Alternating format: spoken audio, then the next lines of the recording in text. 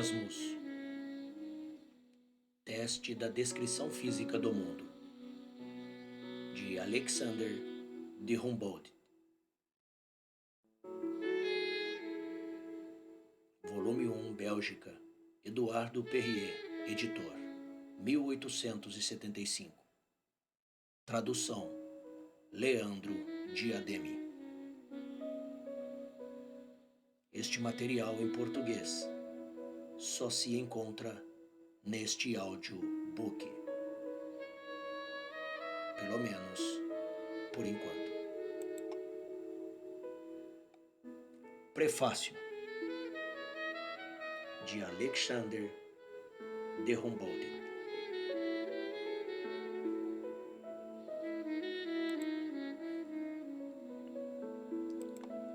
À medida que a minha vida se aproxima do fim, ofereço aos meus compatriotas uma obra que ocupou meus pensamentos durante meio século. Abandonei-a em várias ocasiões, duvidando que tal empreendimento precipitado alguma vez fosse realizado. Mas em muitas outras ocasiões, talvez insensatamente, retomei-a, persistindo assim no meu primeiro propósito. Entrego ao público, com a timidez natural inspirada pela justa falta na confiança da minha força, e tento esquecer que essas obras há muito esperadas são aquelas que geralmente são recebidas com menos benevolência. Nota de rodapé. As unidades de medida utilizadas neste trabalho são do sistema métrico, legais e em vigor na Espanha, e as indicações termométricas referem-se à escala centígrada. Nota do editor. Fim da nota de rodapé. As vicissitudes da minha vida e o meu ardente desejo de ser instruído em muitos assuntos diferentes obrigaram-me a ocupar-me durante muitos anos, exclusivamente, no estudo de assuntos especiais, tais como botânica, geologia, química, astronomia e magnetismo terrestre. Esta preparação era necessária para que viagens distantes pudessem ser empreendidas com qualquer utilidade. Mas tal trabalho também tinha outro e maior objetivo, o de compreender o mundo dos fenômenos e das formas físicas, e na sua ligação e influência mútua. Desde os meus primeiros anos tive a sorte de ouvir os conselhos benevolentes dos homens superiores, e tenho estado convencido de que, sem um conhecimento sólido das várias partes das ciências naturais, a contemplação da natureza nos seus horizontes mais amplos, bem como a tentativa de compreender as leis que regem a física do mundo, seria um empreendimento vaidoso e quimérico. Conhecimentos especiais assimilham-se e fertilizam-se mutualmente pela própria ligação das coisas. Quando a botânica descritiva, por exemplo, não se limita aos estreitos limites do estudo das formas e do seu agrupamento em gêneros e espécies, leva o observador que viaja por diferentes climas, vastos troços continentais, montanhas e planaltos, aos princípios fundamentais do mundo natural. A distribuição da vegetação de acordo com a distância do Equador e a sua elevação acima do nível do mar. Agora, para compreender as causas complicadas das leis que regulam esta distribuição, é necessário penetrar no estudo profundo das mudanças de temperatura do solo radiante e do oceano aéreo em que nosso globo está envolto. É desta forma que o naturalista ávido é conduzido de uma esfera de fenômenos para uma segunda, o que limita os efeitos do primeiro. A geografia das plantas, cujo nome era quase desconhecido há meio século atrás, teria uma nomenclatura árida, desprovida de interesse, se não fosse pela poderosa ajuda dos estudos meteorológicos. A maioria dos viajantes que fizeram expedições científicas limitaram a ver as costas. e tal deve ser necessariamente o caso em viagens à volta do mundo. Tive a vantagem de ter viajado por áreas consideráveis no interior de dois grandes continentes e em regiões onde apresentam os contrastes mais fortes, tais como o cenário tropical e alpino do México ou da América do Sul, e o cenário estepe da Ásia Boreal. Tais empreendimentos, dada a tendência para generalizar as ideias da minha parte, foram obrigados a animar meu ardor e a excitar-me a reunir num trabalho especial os fenômenos terrestres. A descrição física da Terra, que me é pouco conhecida, não é muito completa. A descrição física da Terra, até então pouco utilizada como ciência, tornou-se, segundo este pensamento, que se estendeu a todas as coisas criadas, uma descrição física do mundo. A composição de tal obra apresenta grandes dificuldades se pretende combinar o valor científico com o mérito da forma literária. É uma questão de trazer ordem e luz à intensa riqueza de material oferecido ao pensamento, sem privar as imagens da naturalidade do sopro que as anima. Pois se nos limitássemos a apresentar resultados gerais, deveríamos incorrer numa grande aridez e monotonia, semelhante à que resulta da enumeração de uma multiplicidade de fatos particulares. Não me atrevo a lisonjear que satisfiz condições tão difíceis de preencher e a evitar armadilhas cuja existência só eu posso apontar. A tênue esperança que tenho de obter a indulgência do público repousa no interesse que manifestou há tantos anos numa obra publicada pouco depois de meu regresso do México e dos Estados Unidos, sob o título de Quaders da Natureza. Este livro, escrito principalmente em alemão e traduzido para o francês com um companheiro raro de ambas as línguas, trata de um ponto de vista geral de certos ramos da geografia física, tais como a fisionomia das plantas, das savanas e dos desertos, e o aparecimento de quedas de água. Se teve alguma unidade, deve-se menos ao conhecimento que possa ter sido encontrado nele do que à influência que exerceu na mente e imaginação de um jovem ansioso por conhecimento e pronto a embarcar em empresas distantes. Tentei mostrar no cosmos, como nas imagens da natureza, que a descrição exata e precisa dos fenômenos não é absolutamente inconciliável com a pintura viva e animada das imponentes cenas da criação.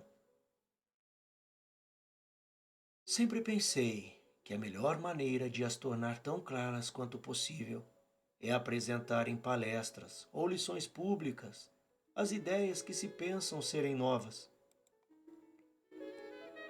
Foi por isso que tentei este ensaio em duas diferentes línguas, em Paris e em Berlim. Não conheço os cadernos que os ouvintes reconhecedores fizeram nessa altura, preferindo não os consultar, porque a escrita de um livro impõe constrangimentos bastante diferentes dos que estavam envolvidos na apresentação oral de uma palestra pública. Com exceção de alguns fragmentos da introdução, todo o Cosmos foi escrito nos anos de 1843 e 1844. E é de notar que o curso que dei em Berlim, e que consiste em 60 lições, é anterior à minha expedição ao norte da Ásia.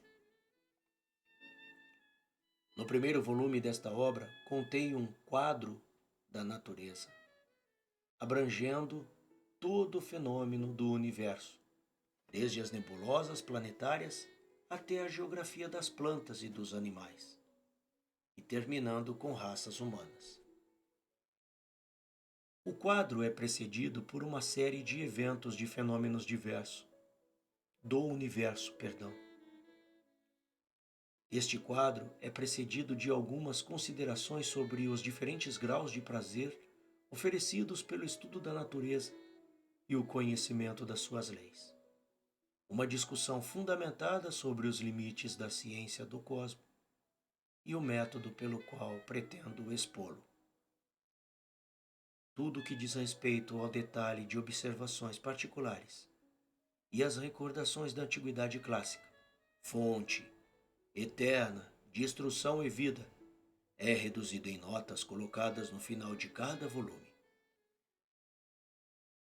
É uma observação muito frequente e aparentemente pouco consoladora que aquilo que não tem as suas raízes no fundo do pensamento, do sentimento e da imaginação criativa, aquilo que não depende do progresso da experiência, das revoluções que acrescente perfeição dos instrumentos e a esfera de observação sempre crescente, fazem com que as teorias experimentem, em breve envelhecem. As obras da ciência natural trazem assim dentro de si um germe de destruição, de modo que, em menos de um quarto de século, são condenadas ao esquecimento pela rápida marcha da descoberta e tornam-se ilegíveis para aqueles que são capazes de acompanhar o progresso dos tempos.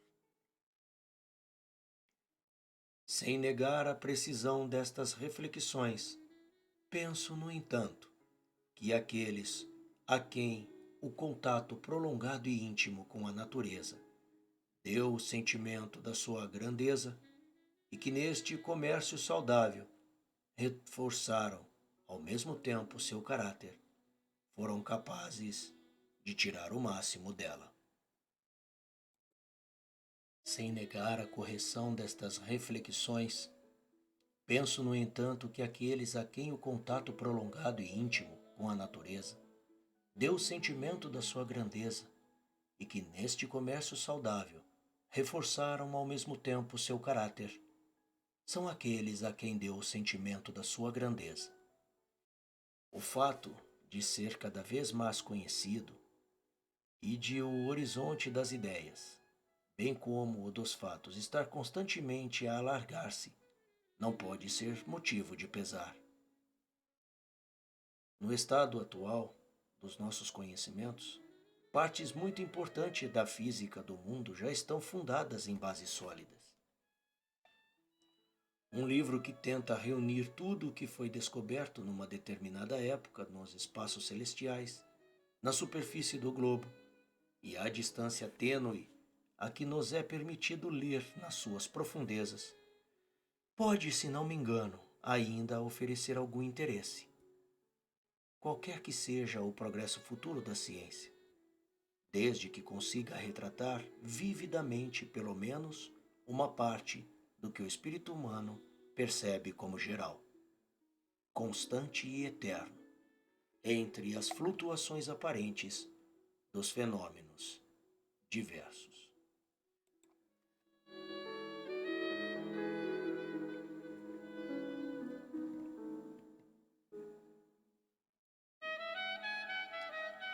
Notas biográficas de Humboldt.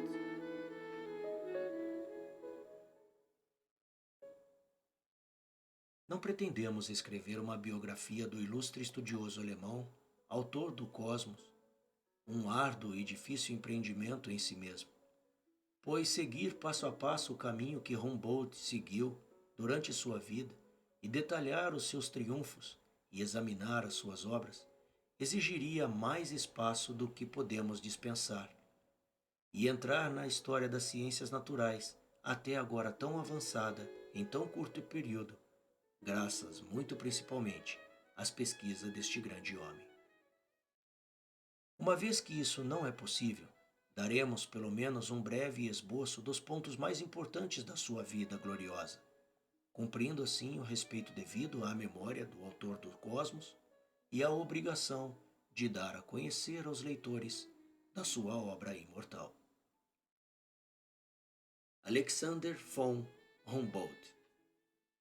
Barão von Humboldt nasceu em Berlim, 14 de setembro de 1769.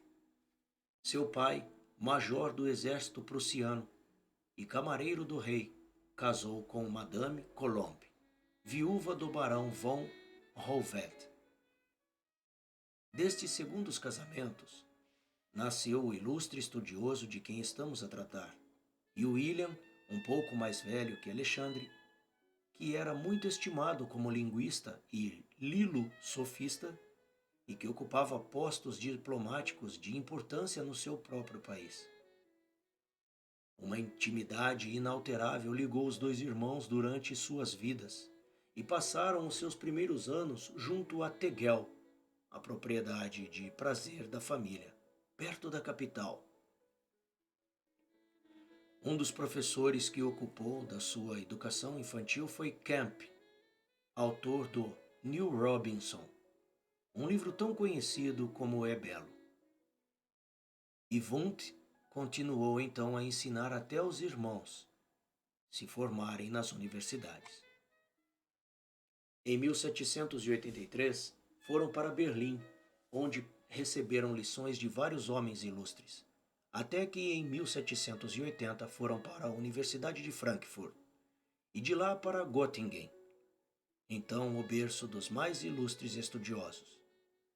Blumenbach, Eichhorn e Heim ensinaram naquela casa, e os jovens mais floridos vieram de todas as partes para recolher o conhecimento dos seus lábios autorizados. Alexander Humboldt, afastado do seu irmão desta época, fez uma grande amizade com George Foster, presidente em Göttingen. Foster, que acompanhou Cook, ainda menino, na sua viagem à volta ao mundo, ascendeu com suas narrações inteligentes e notas biográficas. O desejo inato de Humboldt de viajar ou pesquisar à distância. O resultado dessas relações sinceras entre Foster e Humboldt foi uma viagem que fizeram em 1790 para margens do Reno. O primeiro trabalho de Humboldt, observações mineralógicas sobre certas formações basálticas do Reno, foi o fruto desta expedição. Pouco depois, o seu interesse levou-o à Escola de Comércio de Hamburgo e daí para a Academia Mineira de Freiberg, onde Werner estabeleceu a sua brilhante reputação como geólogo e mineralogista. Nesta fabulosa academia, ele conheceu o famoso Leopold Buch, que se tornou um dos seus melhores e mais íntimos amigos. Após completar a sua educação, tornou-se conselheiro do Distrito Mineiro de Berlim e do Principado de Bayreuth e Auspach. Por volta desta época, 1793, Humboldt publicou a sua Flora de Freiberg, com aforismos sobre fisiologia química das plantas. Foi também nesta altura que o poeta Snyder o acrescentou à redação de seu periódico The Hours, no qual a sua brochura The Life Force viu pela primeira vez a luz do dia, e que mais tarde transformou em Pictures of Nature. Um pouco mais tarde, e como resultado da famosa descoberta de Galvani, Humboldt trouxe à imprensa em 1795 a sua obra intitulada Experiment on Nervous and Muscular Irritability, na qual sempre gostou tanto. De 1793 a 1796, este espírito incansável, em que necessidades e interesses de tantos tipos diferentes foram engendrados, ocupou também vários cargos de alguma importância na carreira diplomática. No final de 1796, teve o infortúnio de perder sua mãe virtuosa. Esta desgraça foi, no entanto, a causa ocasional das suas viagens à América, um desejo que foi contido pelo seu amor filial. A partir deste momento, pensou apenas em preparar-se para novos estudos, entre eles de astronomia sob a orientação de Zech, dotando os seus bens para realizar a sua intenção bem determinada de visitar o Novo Mundo. Com Leopold Buck, passou pouco tempo em Itália, indo para Paris, que ainda não conhecia, a fim de adquirir certos instrumentos necessários para os seus estudos e, ao mesmo tempo, contatar com o melhor do mundo científico. O acolhimento que recebeu concretizou as suas esperanças e despertou nele uma extraordinária afeição por aquele país, que manteve até a sua morte. A expedição de Bristol ao Egito em 1791, tendo falhado, e que Baldwin e Hamelin planeavam fazer à Austrália, por ordem do diretório, tendo sido adiada indefinidamente, Humboldt, já acompanhado por Bonpland, com quem tinha feito amizade na França, decidiu passar o inverno de 1798 a 1799 na capital espanhola.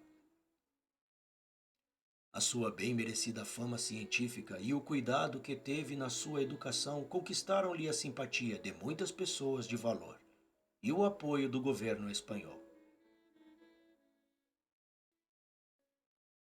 Urquijo, ministro na época de Carlos IV.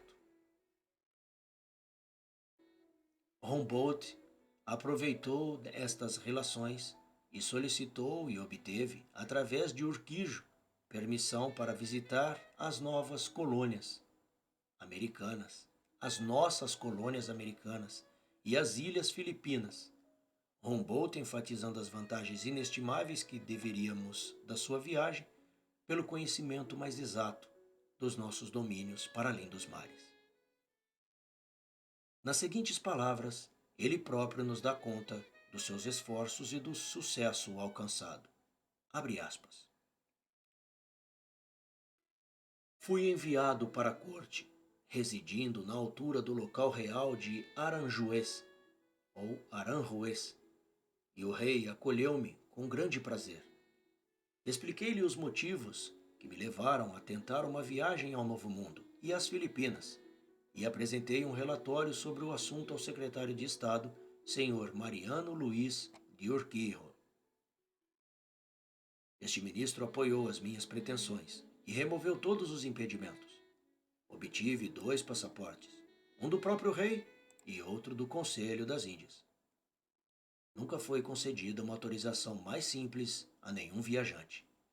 Nem nunca nenhum estrangeiro foi honrado pelo governo espanhol com uma confiança igual à que me foi concedida. Fecha aspas.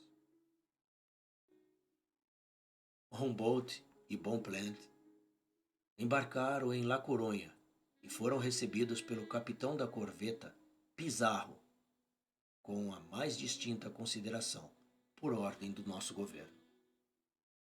Telefonaram para Tenerife e lá os ilustres viajantes pararam para estudar o Pico e Orotava durante o tempo que desejavam, chegando ao porto de Tenerife. Chegaram alegremente a Cumaná, a 16 de julho do mesmo ano, 1799, e finalmente pisaram o solo americano, há muito desejado. Glória e grande glória vão para a Espanha pela ajuda mais eficaz que deu a Humboldt, e por ser também a ocasião da bela obra do estudioso alemão, Ensaio sobre a ilha de Cuba.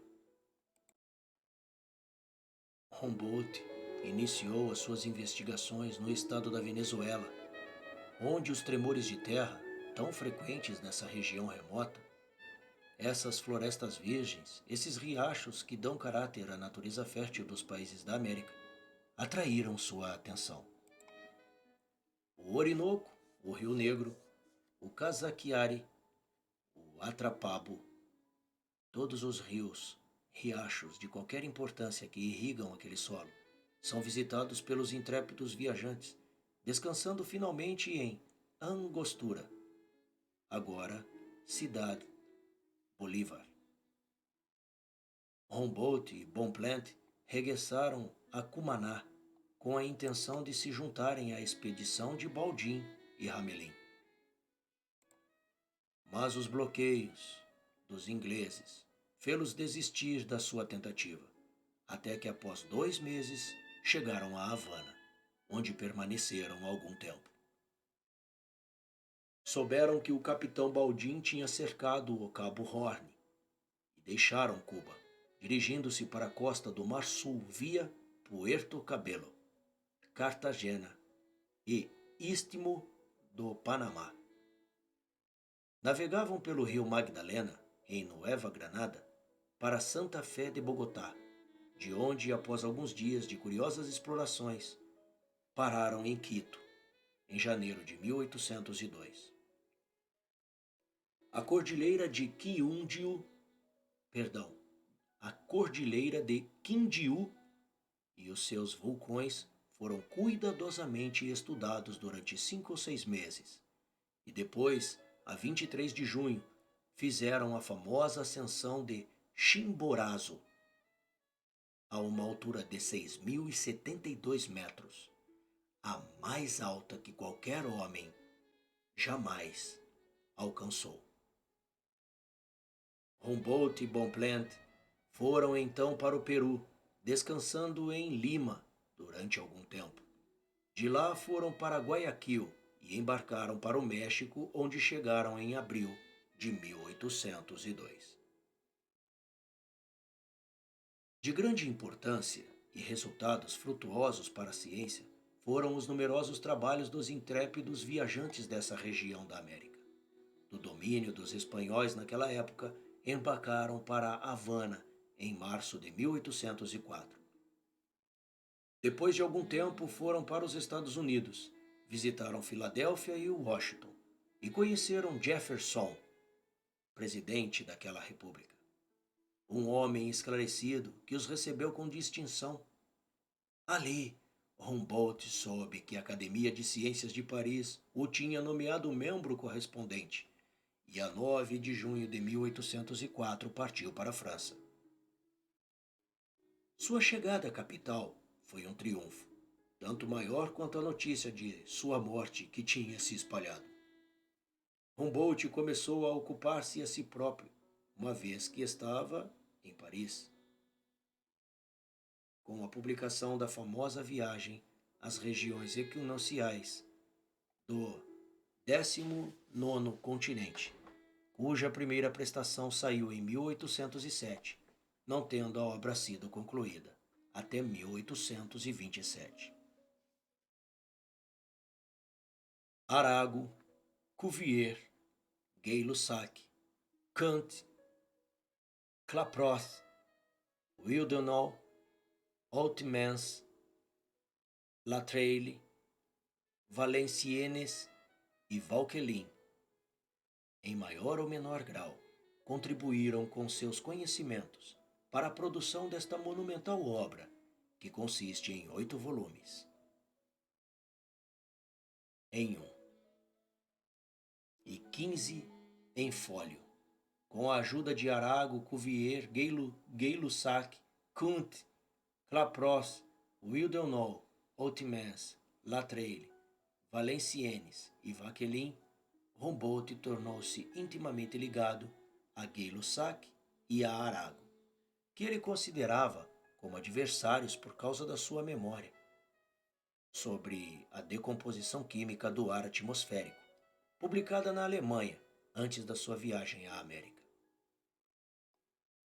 Humboldt e Gay-Lussac foram juntos para a Itália em março de 1805. Atravessaram os Alpes e os Apeninos e chegaram a Roma, onde o seu irmão William e seu amigo Leopold de Buck estavam à sua espera. Além do trabalho meteorológico e das experiências que realizaram durante a sua expedição, Humboldt, Gay-Lussac e Buck visitaram o Vesúvio, precisamente durante uma das suas mais terríveis explosões. Ao regressar da Itália, Humboldt fez uma excursão à sua pátria, onde o seu regresso foi celebrado com uma medalha. Durante a sua estadia na Prússia, preparou a primeira edição da sua Pictures of Nature, que foi publicada em 1808 e em 181 foi, eu acho que é em 1910, 1810, eu errei aqui, tá? Ela foi publicada em 1808 e em 1810 foi para Londres com seu irmão, o ministro plenipotenciário da Prússia na Grã-Bretanha. E em 1822, por desejo especial do rei da Prússia, foi enviado para o Reino Unido. Na Prússia, acompanha-o ao Congresso de Verona e a Nápoles. Quando a publicação da sua obra foi concluída, em 1827, cedeu aos pedidos do rei da Prússia e regressou a Berlim para se estabelecer em Berlim. Durante esse período, trabalhou na geografia das plantas do novo continente e publicou o Ensaio sobre a Ilha de Cuba. Em 1829, o czar Nicolas da Rússia convidou-o para visitar a Ásia Central, na companhia de G. Rosé, Ehrenberg e Menskenin.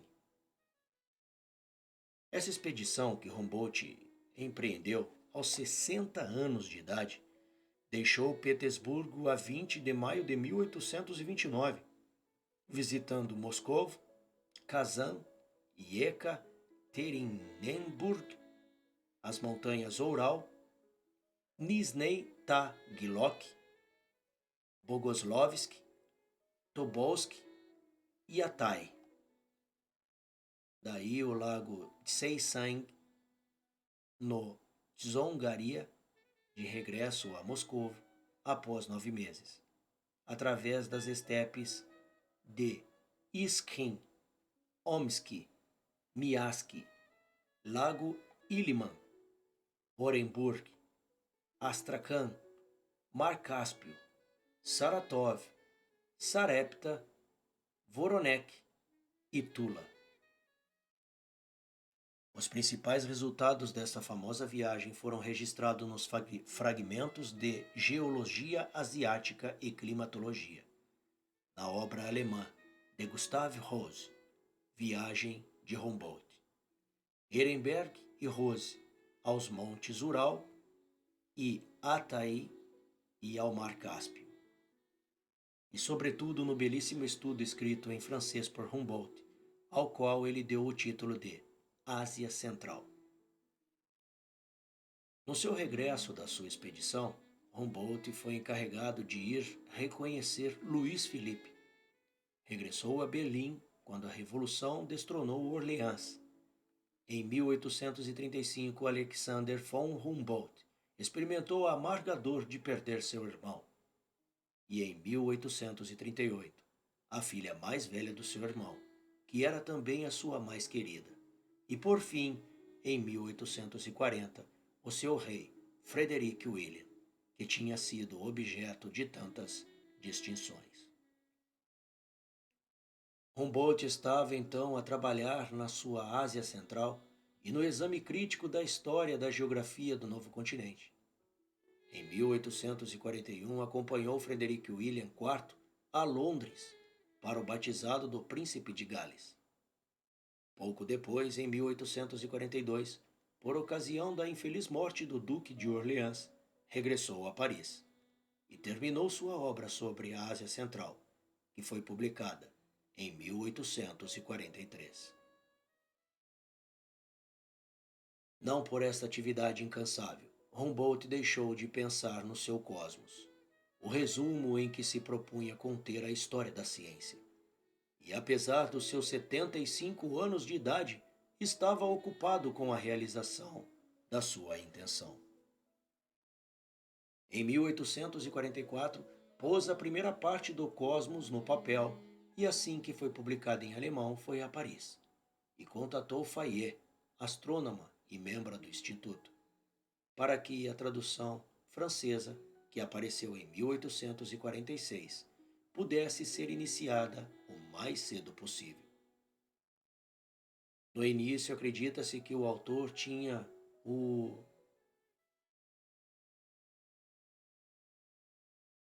a intenção de escrever apenas 2 volumes do Cosmos, mas sua ânsia de alargar os conhecimentos que tinha adquirido levou-o a escrever 4.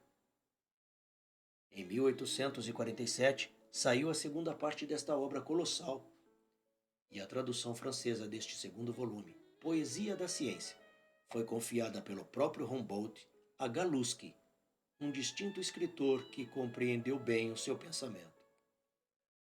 Quanto ao terceiro volume, Humboldt, a fim de satisfazer a impaciência do público e mesmo a sua própria, dividiu em 2 partes, cuja tradução francesa confiou a Fayet e Galusky. Como consequência da morte de Arago, que Humboldt tinha então autoestima, a publicação do 4º volume do Cosmo ficou um pouco paralisada, pois o autor trabalhou arduamente nas obras de seu falecido amigo, que ele acrescentou e anotou, precedendo-as com um prefácio muito importante. Finalmente, em 1857 apareceu a 4ª parte do Cosmos, e em 1859 a sua tradução francesa. As forças deste ilustre homem velho começaram a diminuir em 1858. Nessa altura, porém, a sua preocupação constante em dar o 5º volume do Cosmos e uma nova edição, em 8º, de todas as suas obras que pudesse ter sucesso, reproduzindo-as. Esta edição deveria conter a Viagem de las Regiones Equinociales, as vistas de las Cordilleras e Monumentos de México, a história da geografia do novo continente, a Ásia Central e os quadros da natureza.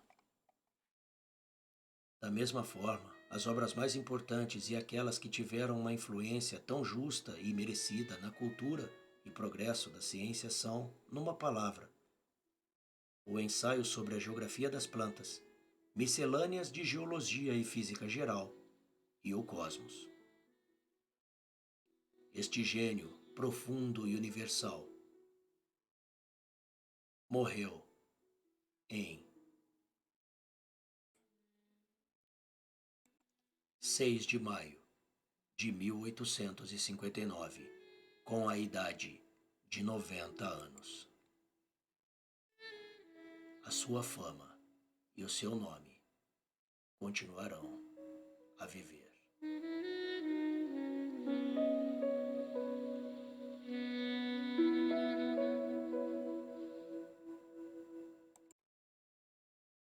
Obrigado por ouvir. Se você gostou deste episódio, deste capítulo, deixe o like. Esteja aqui para a próxima leitura. Continua no próximo capítulo. Um abraço e até lá.